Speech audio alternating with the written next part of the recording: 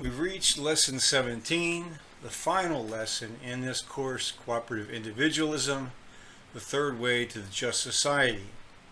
Our final lesson is titled Protecting Our Purchasing Power. One of the ways governments have historically affected the purchasing power of individuals is certainly by taxation. As has already been discussed, when revenue is raised by taxing individual labor or the wealth we produce, these policies represent a tax on natural property. They also have negative consequences overall in terms of the economic health of a society. Where socio-political arrangements allow for adequate debate on public policy decisions and require something greater than a simple majority before implementing taxes on wealth, matters of greater public good may generate a consensus to impose taxation beyond primary sources of revenue, that is, beyond the annual rental value of nature and quasi-monopolistic licenses, which in this course I have strongly recommended. The second means by which governments transfer purchasing power from individuals to themselves is by requiring the use of paper currency as legal tender, and then further by the self-creation of credit with paper or digital currency created out of thin air by the central bank and used to purchase government securities from the Treasury. Whether government is in the hands of a monarchy, an oligarchy, a representative body, or a bureaucratic state, one consistent behavior is the propensity to spend more than is received in revenue. Sitting governments have always willingly spent to build monuments to themselves with public money, and all too often the public is required to pay for adventuristic wars or colonialism to the enrichment of the few and at the expense of the many. We also know from experience that socio-political power and the accumulation of personal fortunes feed off each other, with the result that those who benefit most by government spending, the same individuals generally who meet the ability to pay test, manage to shift the cost onto the general population by the mechanism of government borrowing at interest. A considerable part of the problem in the United States can be traced to legislative and administrative laws that went far beyond the powers granted to the federal government under the Constitution. Although the Constitution permits the government to borrow money, the original definition of money as gold and silver coinage has been subverted by the issuance of Federal Reserve notes as legal tender for all government debts. Our Constitution says, "The Congress shall have the power to coin money, regulate the value thereof, and of foreign coin, and fix the standard of weights and measures. No state shall make anything but gold and silver coin to tender in payment of debts." Not since the early years of the Bank of Amsterdam in the 16th century has any society experienced the benefits of sound money and honest banking. Within a few decades after its creation, the bank's directors fell victim to the gamble of maintaining only fractional reserves. Every banking system subsequently established has followed the bank down this disastrous course, producing frequent and often catastrophic panics. The importance of a society's monetary system is perhaps best conveyed in the words of Meyer Amschel Rothschild. "Let me issue and control a nation's money, and I care not who writes the laws."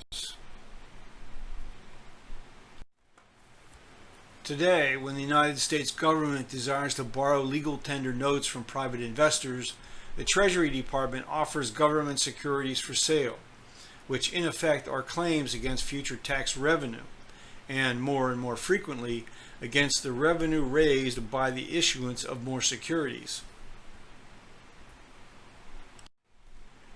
The stability of our financial system has often been described as being dependent upon public confidence. By permitting government to deficit spend as a matter of normal practice, we are fast closing in on a $30 trillion public debt. Assuming an average annual cost of funds of just 2%, the amount of tax revenue required to service this debt comes to $600 billion a year. The Congressional Budget Office has forecasted even more dire consequences. Before the government is able to spend $1 on programs that actually maintain or improve our physical, social, or intellectual infrastructure, the interest on the national debt must be paid. Inasmuch as almost 16% of all households receive incomes insufficient to pay federal income taxes, the issue is how to tax the remaining households. In no country today is there any serious consideration given to retirement of national debt. And economists generally seem to be either silent on the seriousness of this problem or argue that the debt is not a real drain on economies so long as the debt is not increasing as a percentage of gross domestic product. Perhaps. We will, of course, discover in due course whether this economic principle holds true over the short run, the medium run, or the long run. The long run taking us out to the time when most current taxpayers have died and the problem is handed to the next generation. We must introduce measures to rein in the ability of government to spend without having to gain direct permission from the electorate. The first step I recommend is to prohibit by constitutional amendment the self-creation of credit. The revenue for all current expenditures must come from taxation or fees generated for services provided by government. Physical infrastructure, such as highways, mass transit, bridges, and public facilities, ought to be financed by fully amortizing securities issued for periods tied to the anticipated life of the improvements constructed. The annual budget would then include, quote, value capture taxes levied based on the resulting increases in land values. Getting the Federal Reserve banks out of the business of issuing legal tender can be accomplished by the creation of a competitive system based on the chartering of banks of deposit.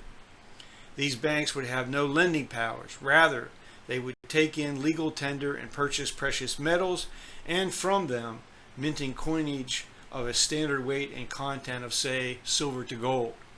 These deposit balances would then establish for members a credit line against which electronic purchases could be made from other members.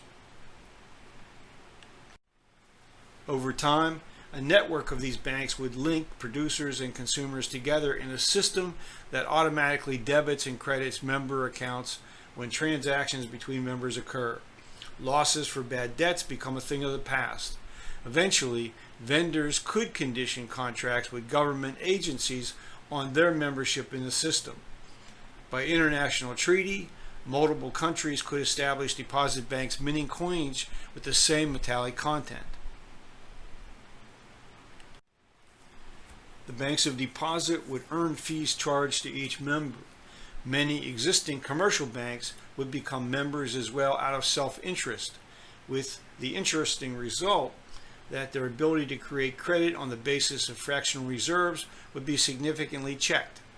Fully redeemable certificates of deposit would circulate, potentially driving notes issued by the U.S. Federal Reserve and other central banks out of circulation. With a global system established, Gresham's law is made to work in reverse. Good money will drive out bad money. Over time, legal tender will circulate at increasingly deep discounts. Monetary reformers continue to debate whether the federal government should be directly responsible for the issuance of currency. The same question relates to operation of a system of banks of deposit. Government is only moderately efficient in the regulation of private financial institutions. I am skeptical that one government agency would be able to hold a central public bank accountable. A more decentralized system of public banks chartered by the states but subject to federal and state regulation has the advantage of deconcentration of risk. The Bank of North Dakota is currently the only state-owned bank in the United States. The bank is a depository for all state tax collections and fees, and so the bank has a captive deposit base while paying a competitive rate of interest to the state treasurer. All of the funds that come to the bank are invested back into the state of North Dakota in the form of loans and economic development type of activities. Attorney Ellen Brown serves as president of the Public Banking Institute. In her books, lectures, and other writings, she has led the campaign to end the power of Wall Street and the global financial institutions over our financial lives. As she wrote in August of 2013, small and medium-sized businesses are responsible for creating most of the jobs in the economy, and they are struggling today to get the credit they need to operate. That is one of many reasons that banking needs to be a public utility. Publicly owned banks can direct credit where it is needed in the local economy and can augment public coffers with banking revenues, allowing local governments to cut taxes, add services, and salvage public assets from fire sale privatization. Publicly owned banks have a long and successful history, and recent studies have found them to be the safest in the world. The creation of a network of publicly owned banks meets many of the concerns I have over the outcome of financial deregulation that has occurred in nearly every country. Regulatory oversight remains a critical responsibility of government that must be adequately funded, professionally staffed, and charged with completion of its responsibilities without political interference. It is also important to recognize that just because an institution is described as not-for-profit, this does not necessarily mean its activities serve the public good. The favorable treatment of foundations under our tax laws has enabled foundation asset managers to aggressively speculate in the stock market without concerns over how income will be taxed. As explained by Alan Cole, staff economist of the Tax Foundation, the policy on short-term capital gains deserves some examination. Clearly, the system is designed to discourage individual investors from realizing capital gains on investments held less than 1 year. But does this accomplish a useful objective? The policy almost certainly has no effect on the market prices of stocks. Stock prices are not set by individual investors buying or selling handfuls of shares. Prices are set by big moves by big investors, like pension funds or investment banks. Individual investors are just along for the ride. I will end our journey here in this examination of cooperative individualism with a quote from Ernest B. Gaston, the person who, as best I can determine, first attempted to establish an actual community, that of Fairhope on Mobile Bay in Alabama, based on the principles of cooperative individualism. In 1894, he stated the objectives of the organizers as follows. Our motto is not each for all and all for each, but everyone for himself under the law of equal freedom, not from each according to his ability and to each according to his needs, but equal opportunities to all, and to the laborer the full product of his labor.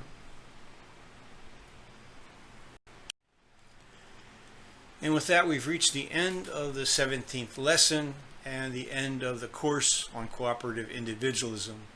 I thank you for your attendance, and I hope that I have provided you with some food for thought.